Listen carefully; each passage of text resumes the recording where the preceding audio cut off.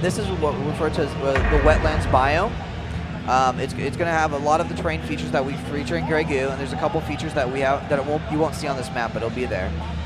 We're starting with the beta faction here. What you can see, this is the faction that is the entry race for everybody. Basically, you'll be able to find whether or not you like base building, be aggressive, what style you best fit towards, or what goes to with this faction. This is where I start. Yeah. To figure out like what more I fit in Grey Goo. Exactly. Okay. So here we go. You can see we're going ahead and building a refinery here. Now, like I said, we went back to the basics of deciding what was important in the game. You know, that entire idea that I raid your economy, I kill, destroy units, and then, you know, what degrees of the impact that has on the player is something we took a lesson of, right? When you go in and interact with the person's economy, you're really hurting how much, you know, not just their immediate, but also their future development of what they're going to be able to produce. So when we go and build a refinery here, we designed it up so that you can have different degrees of that. Right. So right now you can see, you know, there's the harvester coming in and out, and then there's the extractor that's actually getting the resources from the ground in there in the upper left, and you can see the actual refinery itself.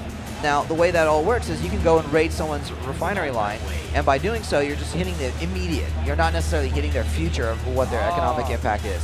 You go hit the extractor, you're taking that supply line down, you're taking the extractor down. It's going to take him some more time. It's a bigger hit, but it also still doesn't hurt his future. If you wanted to go and say, hey, I'm going for the throat, I'm just going to tear your economy down, you're going to go straight into the refinery itself and blow that up. Right. And so you got that varied about how much it takes to actually interact with it, how much, you know, as an attacker, how much do I need to commit to actually destroying or getting towards my objective? Do I need to slow you down a little? Do I need to slow you down a lot?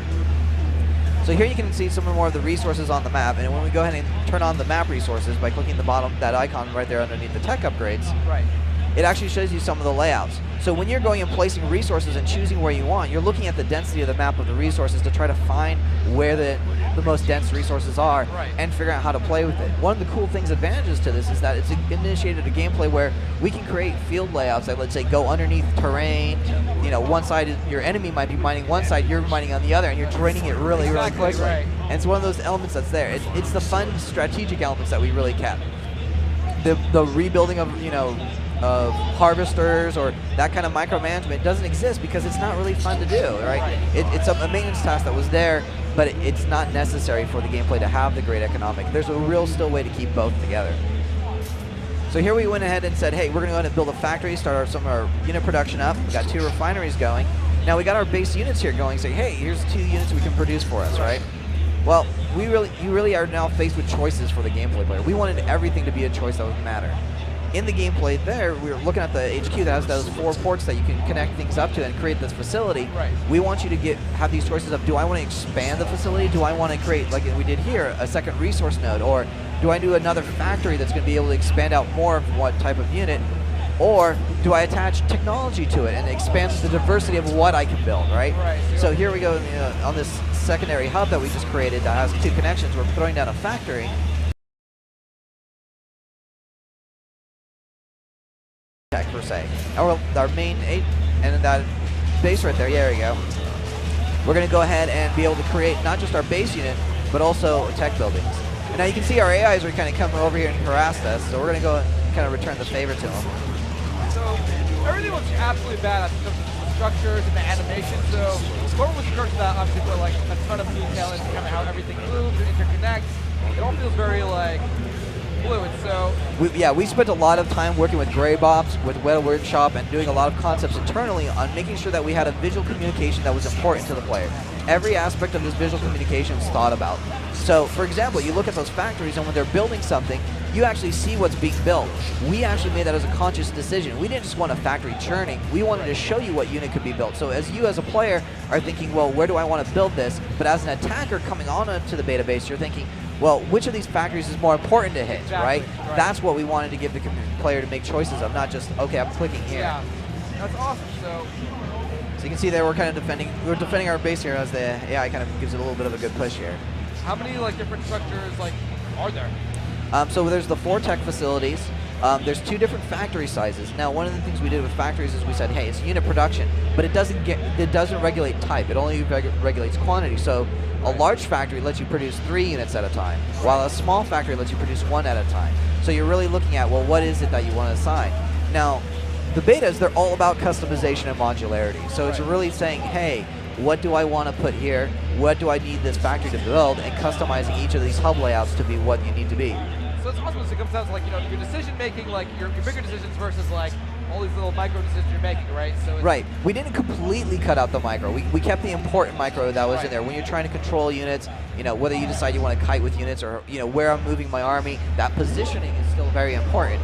But we took away a lot of the micromanagement that you just don't have fun with, right? We wanted it to be fun. If you're thinking about it, it's all there. So can you tell me about the multiplayer, like the multiplayer aspects of it? So one of the cool things we did with multiplayer is we kept multiplayer and single player the same. When you play the single player's campaign, we're teaching you the lessons you're going to need to go into multiplayer. You don't have a whole set of units that are different in single player from multiplayer. They're the same units, and it's the same interaction. One of the things we're developing is we actually have an AI that's based off of a JPL concept that we're using that actually allowed for us to make an adaptive AI. So our AI is actually going to, when you play it, it adapts to whatever your playstyle it is. So when you go and it scouts you and it says, hey, there's these types of units, it's not going to necessarily follow a predefined build order. It's going to adjust its gameplay so that when you play against it, it's going to say, hey, you know what? You're coming at me with air. I need anti-air. I might like tanks. Right. If you're not going to tell me, if I don't see anything else and I'm just be like, I'm going to build whatever it is, I'll build with tanks, or I might build air. But it's going to adapt to the playstyle it needs to, of what you bring against it. This is one thing that was really core to us, because we really felt that one of the best things is people play skirmish a lot, right? They play skirmish because they don't want to get into multiplayer. But they want to play it and have a great time and feel that interactivity. But we wanted it to be an experience that when you're playing skirmish and you're playing against an AI, it's already kind of prepping you. You're starting to play that same metagame and adaptability of what a human player would bring to you. Right. Oh, very cool. So, what are you most proud of so far? Like, as like, you know, like, you're building this like awesome RTS, and what like is like, what are you most proud of? Oh wow, that's a tough question. I'm proud of a lot, all of it. I mean, we have a great team to work with. Right. It's been great working with all of them and what they bring forward. Working with Greybox has been awesome. They're very much you know, about the creativity of making a great game. That's always been the first and foremost. And then the fact that we can keep that vision in online of, hey, we're making a great game. It's going to be a fun experience. We want to cater to as many people as we can, but we want it to be something that, you know, we're not isolating anybody out exclusively. We're not saying this is only for the esports crowd or this is only for the casual campaign gamer. We wanted to give an experience that everybody could partake in. And that's really been, I think, from a lot of the feedback we've been getting here at PAX, it's really hitting that goal. And I think that the biggest thing to be proud of is the game as a whole. Everybody's working together, the entire cooperation of it. Yeah, and I mean, for 18 months, it looks like it's came together like really well so far. So, I mean, how far are we from being able to, like, you know, get our hands on some Grey Goo? So we're right now getting ready to, I think very soon after PAX, do a closed alpha and get into the beta and everything after that. And the game's set to release in the fall of 2014. Wow, where can people go to get more information? Like, so we're going to be rolling more information out, definitely like here at PAX, and then we're going into more depth with a lot of the units. E3, we have some more stuff that we're going to be revealing, and then there'll be more stuff coming out. Very cool. Can we check out some of the other factions? Yeah, let's go take a look. I think and the Grey Goo. I mean, yeah. So I think of the names, like, are the Grey Goo, is the Grey Goo faction like the advanced, like, Uber, like, I don't know what to like think if it's like, if a faction named after the game. I mean, yeah, so it's got some expectations. Yeah, there are some expectations there. The Goo itself is it's a faction based. You know, it's actually structure independent. So it actually does not require you to build bases out there. It has a very mobile thing. I think the best way to describe Grey Goo is something that it's flexible, mobile, and fun. And that's really what we say is important about Grey Goo, as far as how it all interacts and how you play with it, right? And then what you decide and how you interact with it. We're going to be revealing a lot more of that here soon in the near future, I think. Oh, as sorry, well. No worries. Yeah. All right, so we're actually you can see some of the human stuff that's going on here. There's the AI is kind of sending a force over here to give us a little bit of trouble. There you can see the air scouts going and moving around. As well. So we took, like I said, the lore has really been really lush and diverse that lets us think about it. So here you can actually see the human base.